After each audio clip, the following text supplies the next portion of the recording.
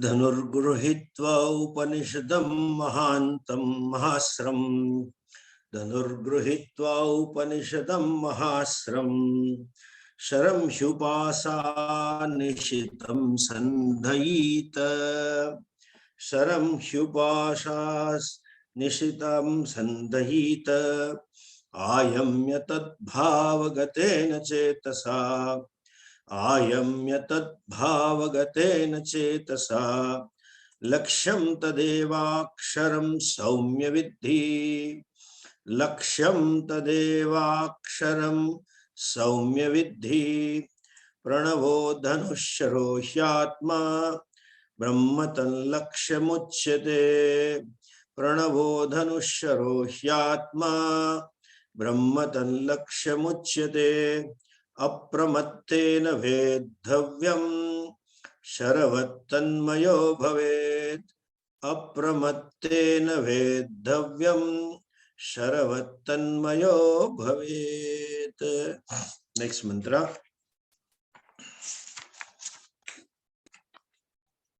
यस्मिन् द्यौः पृथिवी चान्तरिक्षं यस्मिन् द्यौः पृथिवी चान्तरिक्षं ओतं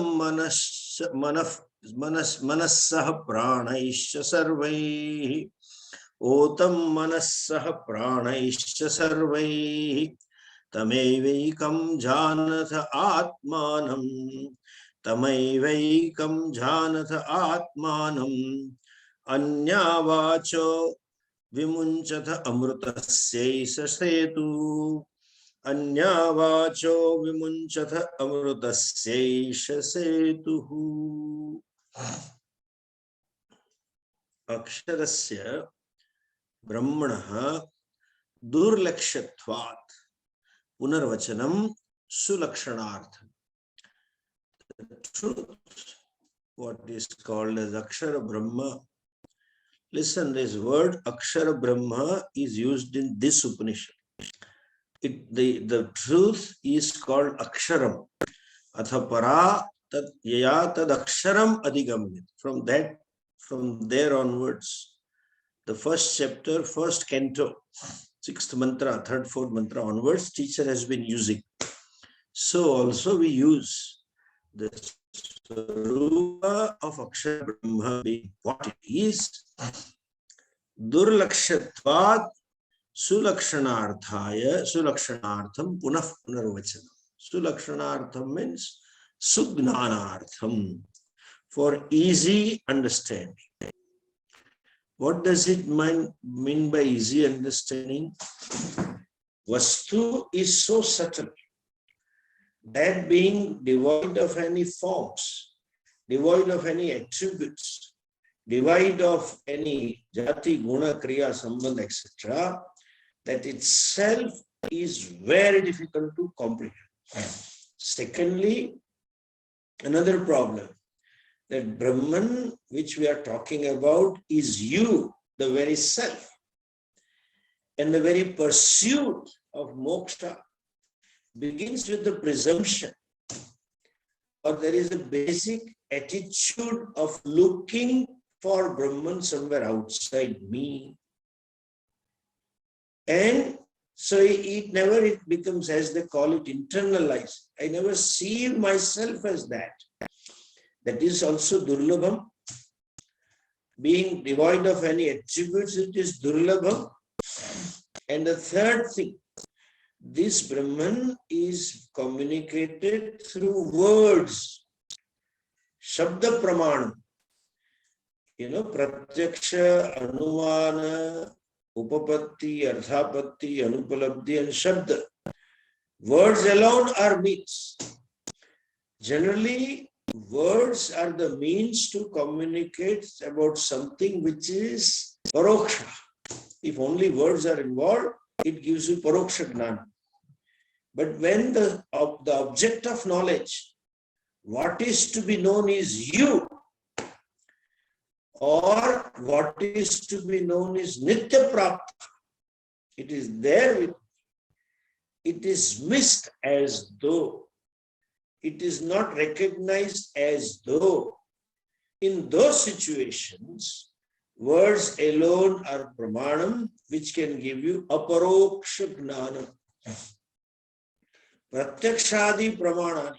All these means pratyaksha onwards either can give you pratyaksha pramanam, pratyaksha gnanam or paroksha gnanam.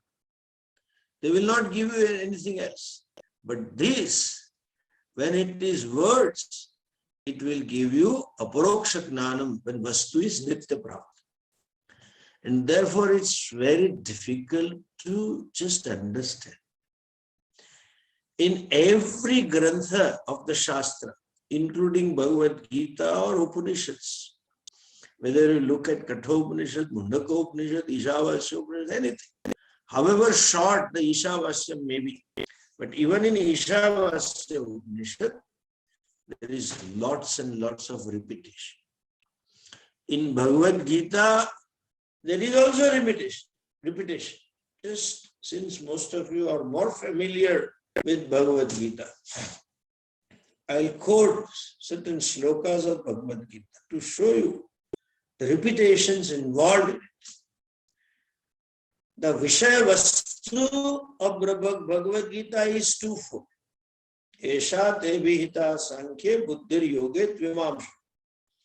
One is self-knowledge called Brahma Vidya or Upanishad, and second is Yoga Shastra, popularly called as Karma Yoga. That's a subject matter of Bhagavad Gita. Karma Yoga becomes a secondary means. We have seen that. To prepare the mind for knowledge, and knowledge is a primary means. Self-knowledge is a primary means. Now the self-knowledge is given right in the beginning, in the second chapter itself. What is the nature of the self? What is being revealed in Bhagavad Gita? The knowledge of the self is unfolded as the Arjuna had a problem. What was his problem? He thought that I will be killing all these people and they will be killed. And by killing, I will incur papam. Aho bat mahat papam kartum vyavasita vayam. Oh, we have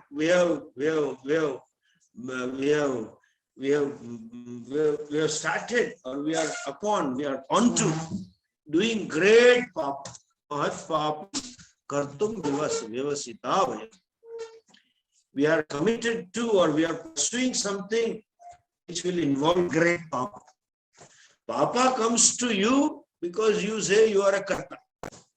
So Arjuna thought himself to be karta and karma phal bhokta, because Papa will come. And that's why Shoka came. The purpose of Shoka is avat mahat papam kartum vivasita vayam yat rajya sukha lobhena hantum svajana mudyataha.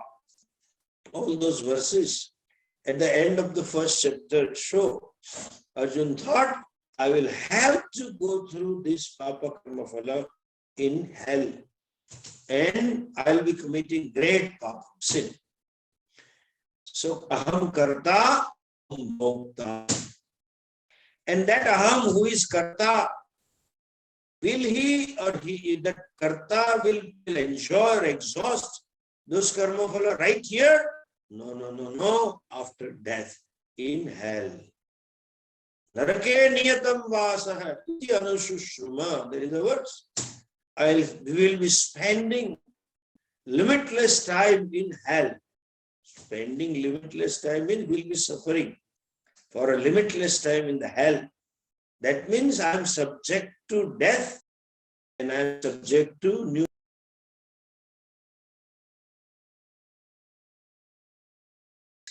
Coming back to this, Arjuna thought, aham karta karma phalasya cha bhokta. I am karta and bhokta where hereafter. He thought himself to be bhokta here. That means aham martyaha. That was his thinking. to which Bhagavan started in the second chapter. Hanta chen manyate hantum, hatas chen manyate hatam, ubhau tau na vijani tau, nayam hanti na hanyate. Na hanti na hanyate. Neither is a subject nor an object. Na jayate mriyate va, not subject to birth and death. That's what he says. Arjuna said to, Lord Krishna said to Arjuna, in spite of having told right at the outset in the first few verses of second chapter, this thing is being repeated again and again and again and again up to 18 chapter. Why? Because the subject matter is what it is. And secondly, the words always lend itself to be misunderstood. Why? Because you hear the words in the light of your own background. The human life is always full of subjectivity. Our every response to a given situation is always subjective. The way you look at the things, the way you perceive the things is subjective. Even the worldly objects, that is how there are likes and dislikes. Your own value structure, your own ideals, your own goals, your own picture of your successful life, your own picture of your purushartha, all are subjective. That forms the basis of your interpretation. How you look at the world, how you analyze the world, what is important to you and what is not important. This is all because of that. That being a case, that is equally true when you study, when you go to a teacher and listening to Shastra. The subjectivity always as though pokes his notes. And that is why Shraddha becomes necessary. Shraddha means, you can interpret in this way also, objective listening. To see the meanings of the words as teacher unfolds, exactly the same way as the teacher wants me to see. There again you require a teacher. Ascharya Vakta Kushalosya Labda, Ascharya Gnata Kushalanusishta. The teacher who has a capacity to communicate exactly the same meaning, what is intended by Shastra. Teacher should make sure that there is no room for doubts and error. However, teacher may be competent enough to communicate. And a person with his own mood changes and all things, Shraddha more or less, and may not be interpreted properly, may not be seen properly. So, therefore, it is Durvignayam. And since it is Durvignayam, it needs to be told again and again and again and again. There is a Vakya in Upanishad also. You study one Upanishad, that is enough for moksha. If you can't understand, study 10. If you can't understand, study 32 Upanishad. Still you can't own a Brahman, study 108 Upanishad. Still you can't own a Brahman, start from 1. And there is no other way out. You have to know the self and you have to use the means of self-knowledge. Pramana Vyapara is avashyam. Anyway, that being a case, Sulakshanartham, he says. What is a mantra? What this is Aksharam. Tamekam, tameva ekam janatha atma.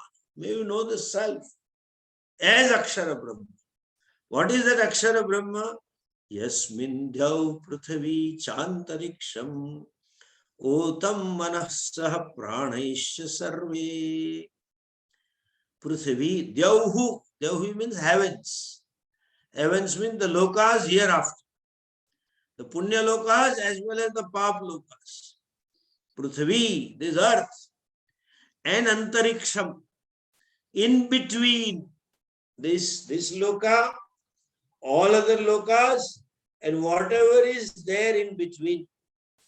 That is what?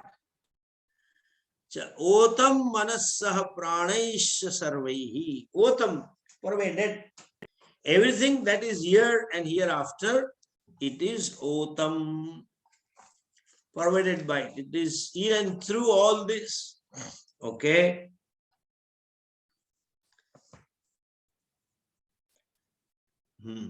What is that? Yasmin, unto whom? Devhu means heavens.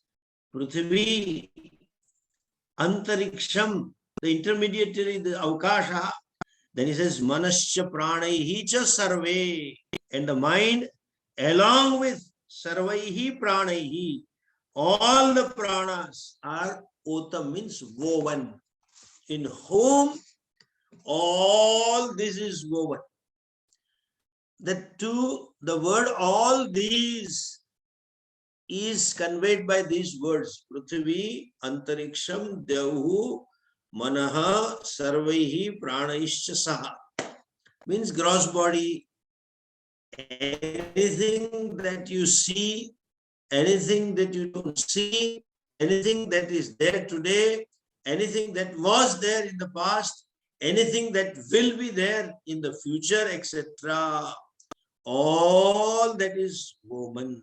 Okay. How woven? Very beautiful simile is given in one of the texts, like an embroidery on a piece of cloth. The embroidery may be of some picture, some natural scene, sunrise and earth, the birds and something like that. In India, there is embroidery of the logo of an institution. You know, they emboss the logo, embroidery. That's an embroidery. Now, so there are namarupas on fabric. There is a river, suppose there is a river, there is a mountain in embroidery.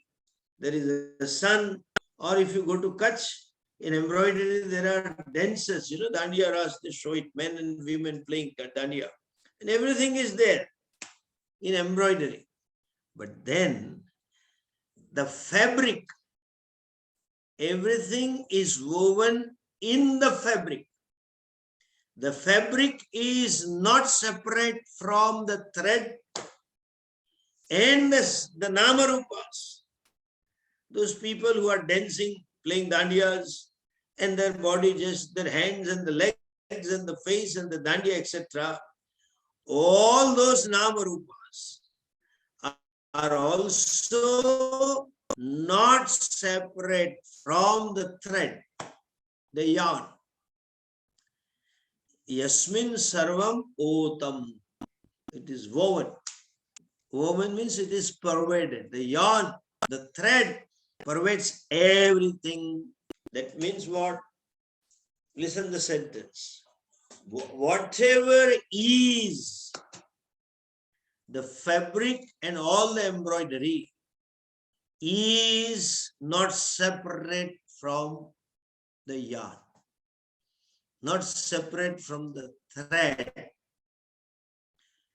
In our Shastric language, after this much of study, I can say all that is superimposed on the yarn, on the fabric.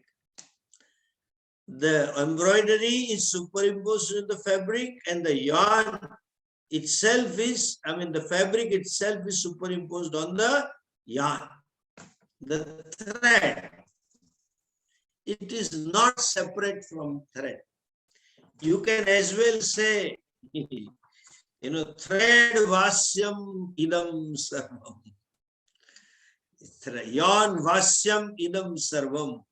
Similarly, Isha vasyam idam sarvam. How? It is the very existence, the Sat. Whatever is, that isness of a given thing is borrowed from Brahman, just as easiness of a given ornament made up of gold, maybe ring or earring or nose ring or whatever, is borrowed from the gold, and that is called Yasmin Sarvam Otam Cha Rotam Cha. It is all pervaded by him. And what is that? Tameva Ekam. That is Ekam. Ekam means Advitiyam. Ekam doesn't mean one. Ekam means non-dual. The whole world is not separate from him. That Ekam. Janatha Atmanam. May you know that non-dual as the self, only Atma. That non-dual Vastu is the very self of you.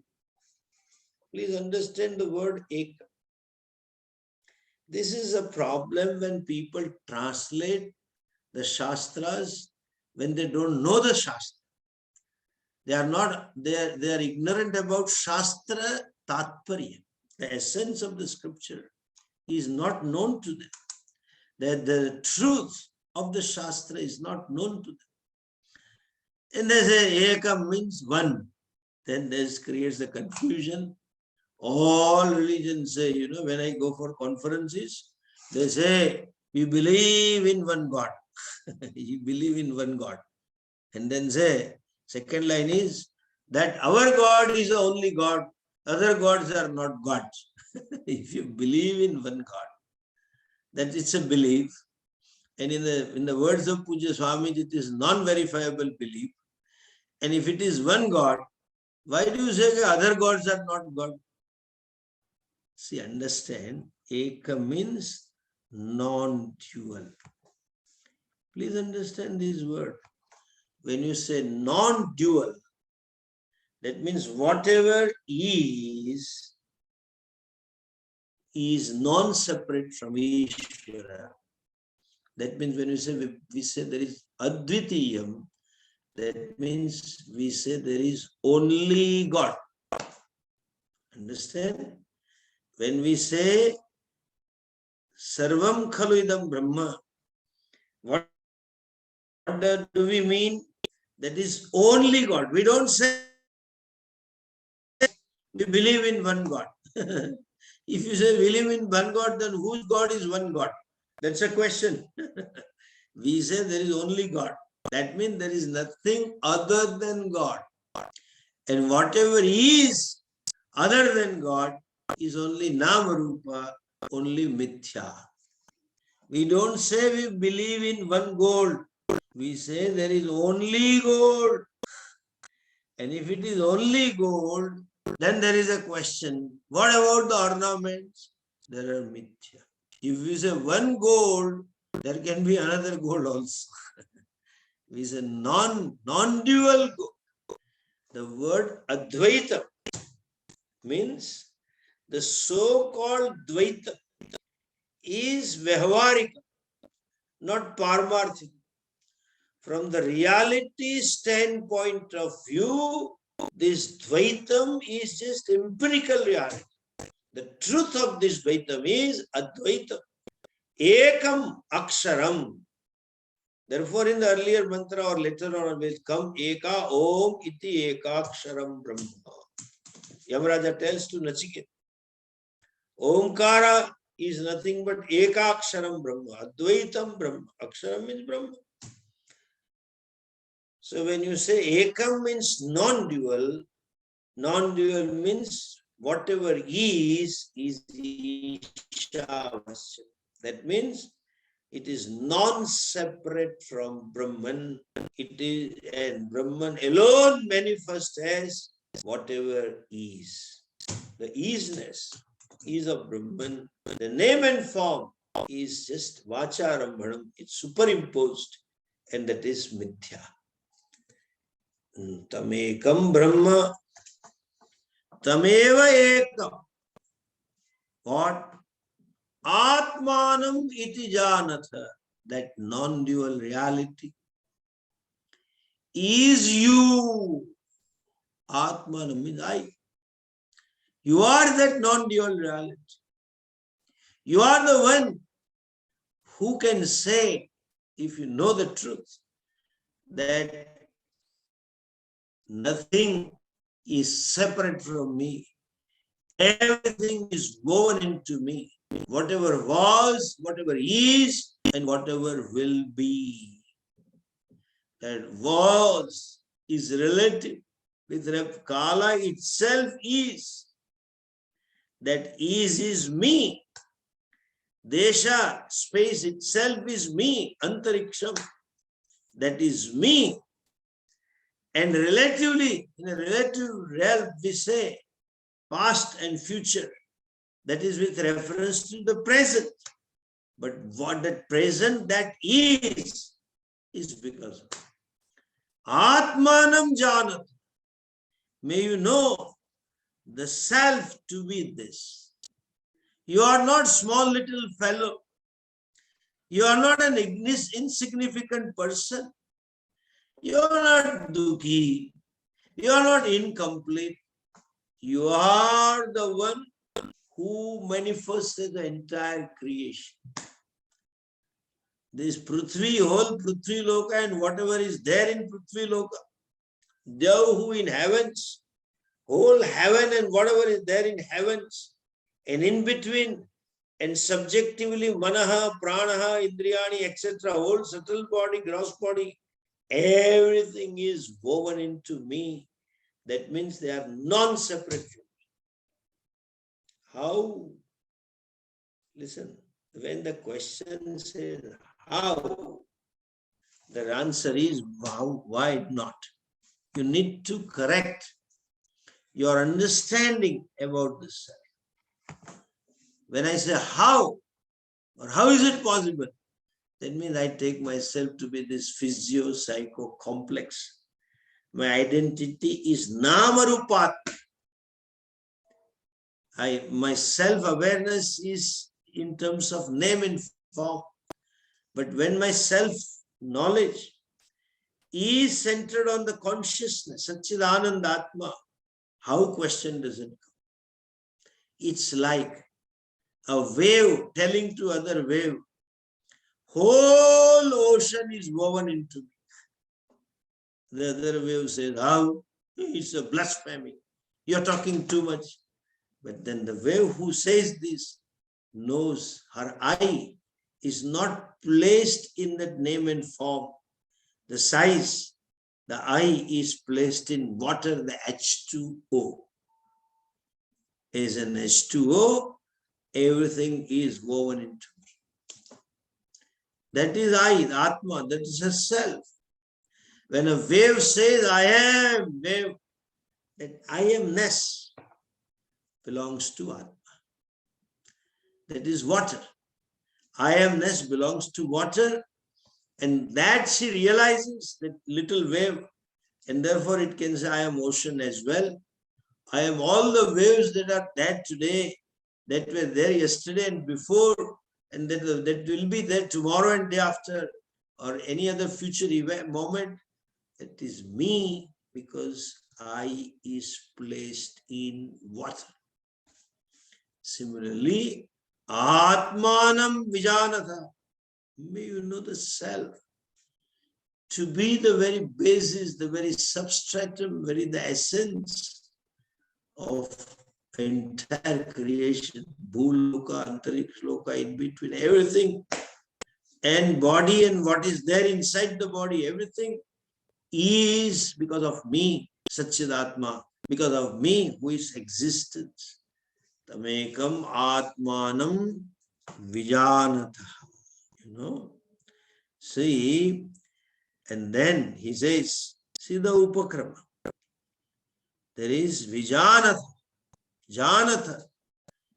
May you all know, that's a plural, Janatha. May you all know, it is in a sense of imperative.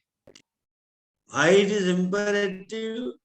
Because he says, Anya vacho vimunchatha. Anyavacho vimunchatha.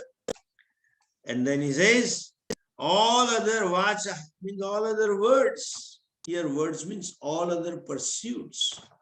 Give up. Why? Eshaha amrutasya setuhu. This is the bridge. Setuhu means bridge for amrutasya, for amrutatva. Amrutatva means moksha.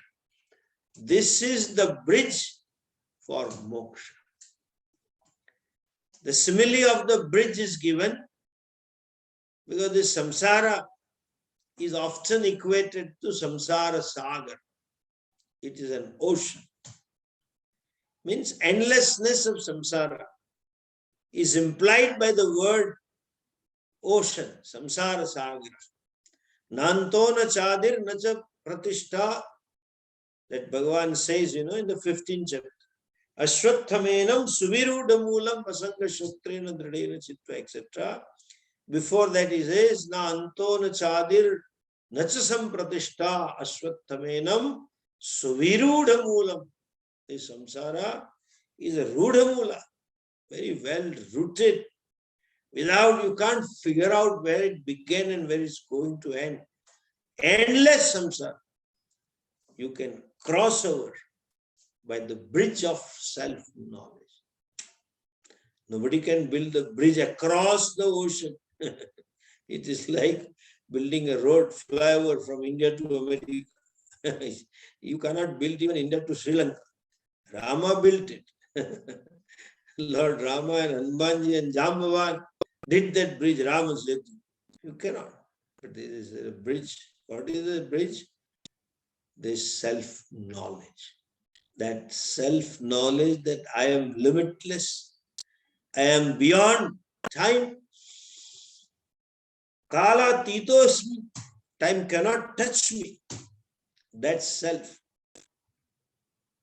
self-knowledge, you cross the ocean of samsara like this. Sarvam gnana plave naiva vrujinam samtarishya. Bhagavan says to Arjuna, by the raft of knowledge, this wisdom, this knowledge, aham brahmasmi, that knowledge, you cross the ocean of samsara. Therefore it says, eshaha amrutasya setuhu. This is a bridge for amrutatva. Okay? What does it mean? Listen this. Anyavacho vimunchatha. May you grieve up anyavacha. Okay?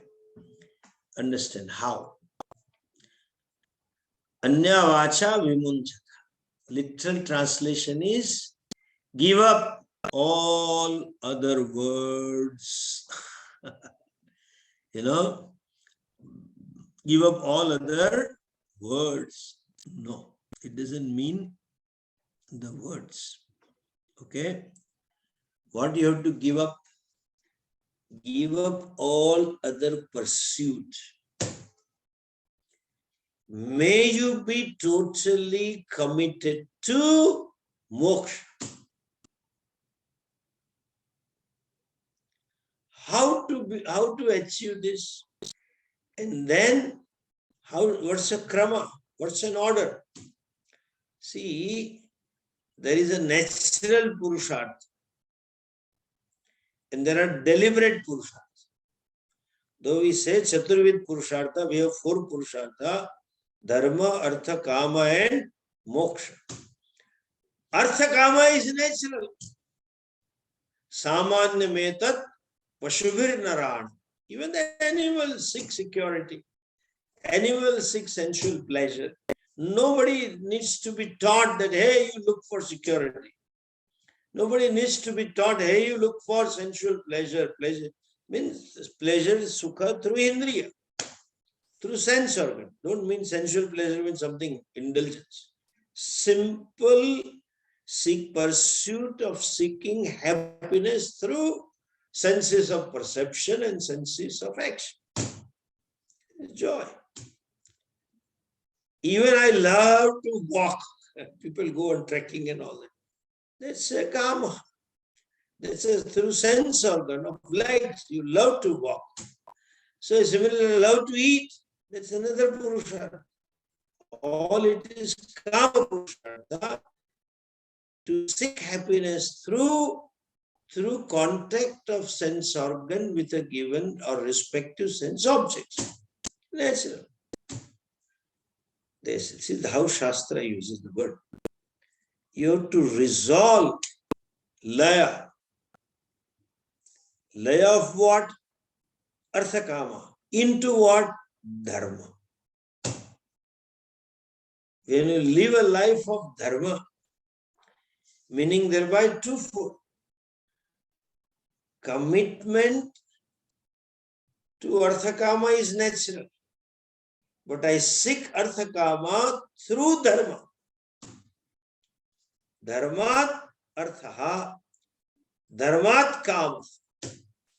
Means I pursue only legitimate Arthakama. What is proper for me to have? What is permitted to me by Shastra? Shastra sanctioned Arthakama through dharma. It has two meanings. Means the end Artha and Kama. Which end I seek? Which Kama I seek? Which is permitted to me by Shastra. And the means also should be Shastric. Dharma yukta kama. Dharma yukta kama prapti sadhanascha. You see, for Arjuna, Rajya, the kingdom and pleasures thereof were legitimate. It was proper. He was permitted by Shastra to seek. It would have been improper to seek kingdom, rulership to the kingdom, to conquer the kingdom for a sannyasi. A person who has adopted, who has taken to life of sannyasa, for a sannyasi, yuddha and yuddhajanya vijayaha, vijayat praptah rajyam ityadi are adharma. The end is improper, but though it was proper end, Duryodhana wanted it through improper means. And even Arjuna thought fighting the battle and getting our letting the kingdom back, which legitimately belongs to us, would incur papam. That means adharma sadhanam. He got into grief. So dharmad arthasya kamasya, it has two things. The end that I seek is dharma yukta, and the means that I employ is dharma yukta. One. Second aspect of dharma is I perform my all obligatory actions. In our vernacular language, we say, I perform all my kartavyas. What I ought to do, what I ought not to do. Kartavya karma. What they say, duty. And again, it has so many variations. I'll not get into details, which duty and what duty and all that. As a two types, Shastrokta Kartavya, Smartha Kartavya, and Lauki Kartavya. There are certain karmas which are enjoined by Shastra. In Vedas, there are certain karmas which are enjoined by Smriti Granthas, and there are certain karmas which are enjoined by the society, the prevailing custom, the prevailing value structure of a given society. I need to respect that. That is dharma. So when I commit to dharma, it means I pursue arthakama through dharma and dharmic arthakama, and I commit myself to my duty. You know, later on what happens? Arthakama gets dropped. Dharma itself becomes a purusha. That is called resolving Artha Kama into Dharma. When you live a dharmic life for a length of time, with a steadfast commitment to Dharma, after some time, your pursuit for Artha Kama drops off.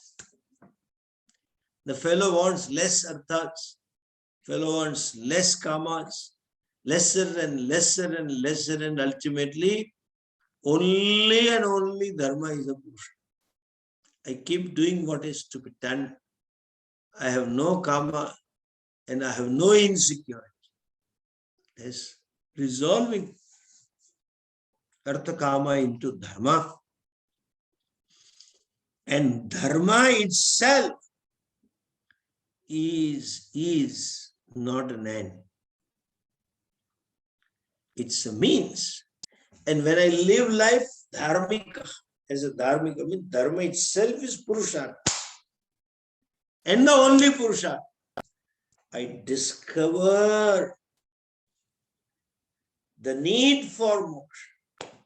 I discern the original problem, fundamental problem, that I need to gain moksha, need to gain self-knowledge. And that is called resolving Dharma into moksha. Dharmalaya. Mokshe kuryat. You have to resolve that into moksha. And this moksha purushartha sadhanam, as it is mentioned in Omkar Upasana, that gets resolved through Omkara. You drop that Trimatra Omkara and own up Amatra Omkara. So, Yesha Amrutasya Setuhu. It can be interpreted both ways. The self-knowledge is the bridge for moksha. And that Omkara, which I talked about contextually. Previous two verses is Pranavo Dhanusharo Yatma Brahmatal Laksha Vuchyate Apramattena Vedavyam Sharavattan Mayo Bhavet, etc. And previous mantra Dhanur Gruhitva Upanishadam Mahastram Sharam Ubhyupasa Nishitam Chandahit, etc. These two mantras. In that context, Esha Setu, that Omkar Upasana or meditations on Omkara and thereby Nididhyasanam becomes the bridge to take you to moksha, to reach to moksha. That's a means for moksha. Like Ram Setu was means to reach Lanka. Similarly, Omkar Upasana, by a prepared mind, by a person who lived a life of dharma, means to begin with he or she pursued Artha Kama through dharma and ultimately discovered the space within, that there was no pressure of Artha Kama. The pressure of Artha Kama only and only deprives the person, lures the person from dharma. When there is some inner space, you pursue Artha Kama through dharma, and ultimately the space becomes so large that dharma itself becomes a purushartha, the only purushartha.